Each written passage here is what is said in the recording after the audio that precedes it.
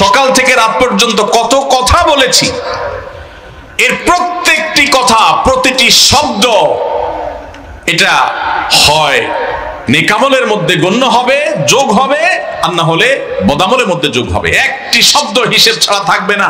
কিয়ামতের ময়দানে দেখবেন যে হায় রে, আল্লাহ সুবহানাহু ওয়া তাআলা এমন আমলনামা পেশ করেছেন, আল্লাহর ফেরেশতারা এমন ভাবে সংরক্ষণ করেছেন যে কোনো কিচ্ছু সেখানে বাদ পড়ে নাই, কোনো কিচ্ছু, একটি শব্দ বাদ পড়বে না। কোরআনে আল্লাহ উল্লেখ করেছেন, কিয়ামতের ময়দানে মানুষ আশ্চর্য হয়ে বলবে, অবাক হয়ে বলবে, আরে আমলনামা তো দেখছি সবকিছু নিয়ে আসছে।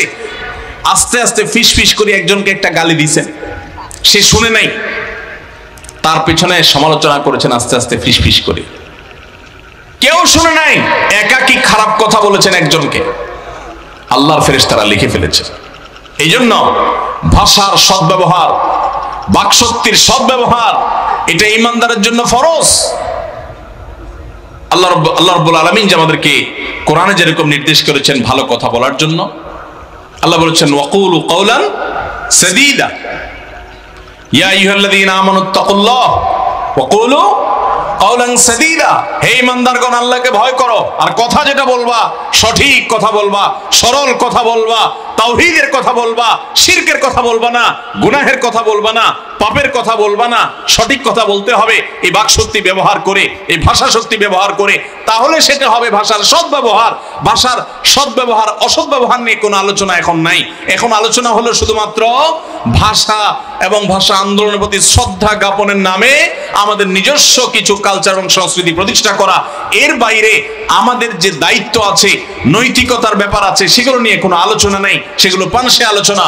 একজন মুসলিম চিন্তা করবেন, আল্লাহর দেয়া বাকশক্তি, এটাকে আমি সঠিকভাবে ব্যবহার করছি কি করছি না। এই জন্য আন্তর্জাতিক মাতৃভাষা দিবস উপলক্ষে আমি বলতে চাই, আসুন আমরা শপথ করি, আমরা নিয়ত করি যে আমরা ইনশাআল্লাহ আল্লাহর দেওয়া এই বাকশক্তিকে খারাপ কাজে ব্যবহার করব না, এই জবান দিয়ে ভালো কিছু বলবো। নবী করিম সাল্লাল্লাহু আলাইহি সাল্লাম বলেছেন, যে ব্যক্তি আল্লাহর প্রতি, আখিরাতের প্রতি ঈমান রাখে, ফালইয়াকুল খায়রান আও লিয়াসমুত, সে হয়তো এই দুই ঠোঁট ব্যবহার করে, সে তার কলম ব্যবহার করে, সে তোর কিবোর্ড ব্যবহার করে, সে মোবাইলের কিবোর্ড ব্যবহার করে, সে যে কোনো ভাবে তার মনের ভাবকে প্রকাশ করবে, ব্যক্ত করবে, সেটা হয় ভালো কিছু বলবে। আর ভালো কিছু যদি বলতে না পারে, সে যেন চুপ থাকে। এই কপাল পোড়া যদি খারাপ কিছু বলে আর প্রকাশ করে আর লেখে, টাইপ করে, তাহলে কিয়ামতের ময়দানে তার জাহান্নামে যাওয়ার কারণ হবে। অতএব নবী সাল্লাল্লাহু আলাইহি সাল্লাম বলেছেন, যদি কিছু বলতে চাও তো ভালো বলো, ভালো বলার যদি তোমার মুরদ না থাকে তো চুপ থাকো। খারাপ বলে নিজের জাহান্নাম নিশ্চিত করা যাবে না। অতএব আন্তর্জাতিক মাতৃভাষা দিবসকে সামনে রেখে আসুন আমরা আমাদের বাক শক্তির সঠিক ব্যবহার করি, আমাদের জবানকে সংযত করি। সুবহানাল্লাহ, নবী সাল্লাল্লাহু আলাইহি সাল্লামের হাদিসের মধ্যে এই জবানকে সংরক্ষণ করা নিয়ে যত কথা বলা আছে, আপনারা অবাক হয়ে যাবেন। আবু বকর সিদ্দিক রাদিয়াল্লাহু তাআলা আনহু তার মতো মানুষ জিহ্বাকে ইঙ্গিত করে বলছেন যে এই জিহ্বার কারণে মানুষ জাহান্নামে নিপতিত হবে, অর্থাৎ এটার অসৎ ব্যবহার করার কারণে মানুষ জাহান্নামে নিপতিত হবে। নবী সাল্লাল্লাহু আলাইহি সাল্লাম বলেছেন, তোমাদের কেউ যদি তার শরীরের দুটি অঙ্গের দায়িত্ব নিতে পারে, মাইয়াজমানলি মা বাইনা লিহিয়াইহি ওয়া মা বাইনা রিজলাইহি, তোমাদের মধ্যে কেউ যদি দুই চোয়ালের মধ্যবর্তী অঙ্গ অর্থাৎ মুখ, এটার দায়িত্ব যদি কেউ নিতে পারে, এবং দুই রানের মধ্যবর্তী অঙ্গ, দুই পায়ের মধ্যবর্তী অঙ্গ তার লজ্জাস্থান, এটার নিয়ন্ত্রণ করার দায়িত্ব যদি কেউ নিতে পারে, যে অন্যায় কাজে ব্যবহার করবে না, এই দুটি অঙ্গের দায়িত্ব যদি নিতে পারে কেউ, নবীজি সাল্লাল্লাহু আলাইহি সাল্লাম বলেছেন, আযমান লাহুল জান্নাহ, আমি তার জান্নাতের দায়িত্ব নিয়ে নিলাম। অতএব এই মুখের নিয়ন্ত্রণের দায়িত্ব নিতে হবে, এই জবানের নিয়ন্ত্রণের দায়িত্ব নিতে হবে, এই জবানের হেফাজত করতে হবে। এই জবান দিয়ে গীবত করা যাবে না, এই জবান দিয়ে গালিগালাজ করা যাবে না, এই জবান দিয়া, এই বাকশক্তি দিয়া ঝগড়া করা যাবে না, এই বাকশক্তি দিয়া কারোর পেছনে সমালোচনা করা যাবে না, এই বাকশক্তি দিয়া কারোর নামে মিথ্যা অপবাদ রটানো যাবে না, এই বাকশক্তি দিয়া কোনো অন্যায় করা যাবে না, কাউকে প্রতারিত করা যাবে না, দুই নম্বরই করা যাবে না, অতিরিক্ত প্রশংসা করে অসৎ উদ্দেশ্য বাস্তবায়ন করা যাবে না। এই জবানের প্রত্যেকটা শব্দের ব্যবহারের ব্যাপারে কিয়ামতের ময়দানে আল্লাহ তাআলা জিজ্ঞাসাবাদের মুখোমুখি করবেন। একটি শব্দের উচ্চারণেরও বিচার ছাড়া এক কদম সামনে যাওয়া যাবে না। এই জন্য এই জবান দিয়ে আমরা ভালো কিছু বলবো। জবান বলতে শুধু মুখ উদ্দেশ্য নয়, আল্লাহ তাআলা মনের ভাব ব্যক্ত করার যত ক্ষমতা দিয়েছেন, সেটা কিবোর্ডে হোক, সেটা মোবাইলে হোক, সেটা আপনার কলম দ্বারাই হোক, সেটা মুখ দ্বারাই হোক, সেটা যেভাবেই হোক না কেন, আল্লাহ তাআলা আমাদের সবাইকে আমাদের আল্লাহর দেওয়া এই বাক শক্তির সঠিক ব্যবহার করার তৌফিক দান করুন। সবাই মিথ্যা কথা ছাড়বো তো ইনশাআল্লাহ। জ্ঞাতসারে কখনো মিথ্যা কথা বলবো না, গালিগালাজ করব না, মন্দ কথা বলবো না, কটু কথা বলবো না, খারাপ কথা বলবো না, কারোর সাথে ঝগড়াঝাটি করব না, আল্লাহর দেয়া বাক শক্তিকে ভুল কাজে, খারাপ কাজে ব্যবহার করব না ইনশাআল্লাহ। সবাই নিয়ত করছেন তো ইনশাআল্লাহ? আল্লাহ আমাদের সবাইকে তৌফিক দান করুন। তাহলে আন্তর্জাতিক মাতৃভাষা দিবস উপলক্ষে তৃতীয় করণীয় বললাম, ভাষার সদ্ব্যবহার করব, চেষ্টা করা যাবে না ইনশাআল্লাহ? 4 নম্বর, এটা দিয়ে শেষ করব। 4 নম্বর হলো আন্তর্জাতিক মাতৃভাষা দিবস উপলক্ষে আসুন আমরা ভাষার বিকৃতি পরিহার করি।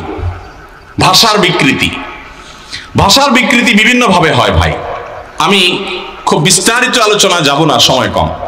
শুধু এটুকু বলি যে আমাদের প্রিয় নবী সাল্লাল্লাহু আলাইহি ওয়াসাল্লাম যে কথা বলতেন, সেই কথাগুলোকে বলা হয় হাদিস, তাই না? তার সে হাদিসগুলো এখনো পর্যন্ত প্রতিটি কথা লিপিবদ্ধ আছে, সংরক্ষিত আছে।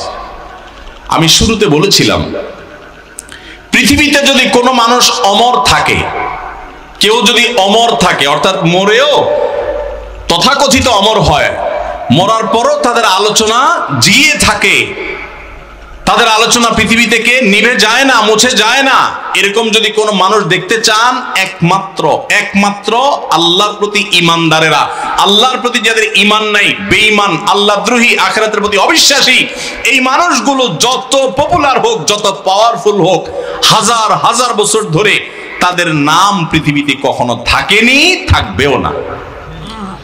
আমাদের নবী সাল্লাল্লাহু আলাইহি সাল্লামের কথা আপনি চিন্তা করেন, 1450 বছর আগে চলে গেছেন। কোথায় নিজের স্ত্রীর সাথে একান্তে কি কথা বলেছেন, কোথায় কোন সাহাবীর কাছে কি কথা বলেছেন, কোথায় কার দিকে তাকিয়েছেন, কতটুকু অ্যাঙ্গেলে তাকিয়েছেন, কোথায় কতটুকু কদম ফেলেছেন, কোথায় কতখানি থেকেছেন, কোথায় কি স্ট্র্যাটেজি অবলম্বন করেছেন, তার মুখনিসৃত প্রতিটা শব্দ, প্রতিটা কথাকে সংরক্ষণ করা হয়েছে হাদিস শাস্ত্রের নামে। এবং সেই হাদিস শাস্ত্রকে আবার সংরক্ষণ করবার জন্য অনেকগুলো শাস্ত্রের জন্ম দিয়েছেন হাদিস বিদ্বানরা, মুহাদ্দিসিন একরাম, রিজাল শাস্ত্র সহ অগণিত শাস্ত্র। এটা মানব ইতিহাসের বিরল ঘটনা। আরে ভাই, 1450 বছর আগে তো পরের কথা। আপনার জীবিত যে সমস্ত বড় বড় পপুলার ব্যক্তি, নেতা আছে, এদেরও প্রত্যেক কথা লিপিবদ্ধ করা হয় না, প্রতি কথা সংরক্ষণ করা হয় না। আল্লাহর নবী আল্লাহর কাছে এত মর্যাদাবান, তার মুখ দিয়া প্রতিটা শব্দ যা বের হয়েছে তা হাদিসের কিতাবে সংরক্ষিত আছে। এটা মিরাকল, এটা তার মুজিজা, এটা তার অলৌকিকত্ব, এটা আল্লাহর দান, এটা তার আল্লাহর শ্রেষ্ঠ বান্দা হওয়ার প্রমাণ। ভাইরা আমার, সেই যে হাদিসগুলো আছে, আপনারা অনেকে অবাক হবেন, যারা আরবি ভাষা সম্পর্কে সামান্য ধারণা রাখেন, খুব বেশি পাণ্ডিত্য লাগবে না, আরবি ভাষা সম্পর্কে প্রাথমিক ধারণা রাখেন, এরকম মানুষগুলো জেনে থাকবেন যে আমাদের নবী সাল্লাল্লাহু আলাইহি সাল্লামের হাদিসের মধ্যে একটি জায়গা পৃথিবীতে কোনো মায়ের ছেলে, কোনো বাপের সন্তান দেখাতে পারবে না যে একটা শব্দ এখানে অনুপযুক্ত বা এই শব্দটা এখানে খাটে না, তিনি ব্যবহার করেছেন। প্রতিটা শব্দ তার যথোপযুক্ত, শুদ্ধতার মানদণ্ডে শতভাগ উত্তীর্ণ। অলংকার, ভাষা, ব্যাকরণ, ভাষার যত রকমের আপনার মাপকাঠি আছে, মানদণ্ড আছে, সকল মানদণ্ডে নবী সাল্লাল্লাহু আলাইহি সাল্লামের প্রত্যেকটা হাদিস উত্তীর্ণ। আল্লাহর কসম, শুধুমাত্র একজন মুসলিম হিসাবে বলছি না, আরবি ভাষার একজন ছাত্র হিসাবে বলছি, আরবি ভাষা সম্পর্কে সামান্য ধারণা নিয়ে বলছি। নবী সাল্লাল্লাহু আলাইহি সাল্লামের হাদিসগুলোকে আজও পর্যন্ত আরবি ভাষাবিদ, আরবি সাহিত্যিক, কেউ ব্যক্তিগতভাবে অমুসলিমও থাকতে পারে, আরবদের মধ্যে অনেক অমুসলিম আছে, তারাও পর্যন্ত আজও পর্যন্ত নবী সাল্লাল্লাহু আলাইহি সাল্লামের হাদিসকে রেফারেন্স হিসেবে উল্লেখ করে বা উল্লেখ করা হয় যে তা এই হাদিসে তিনি এই শব্দের ব্যবহার করেছেন, এটা এই শব্দের ব্যবহারের প্রমাণ।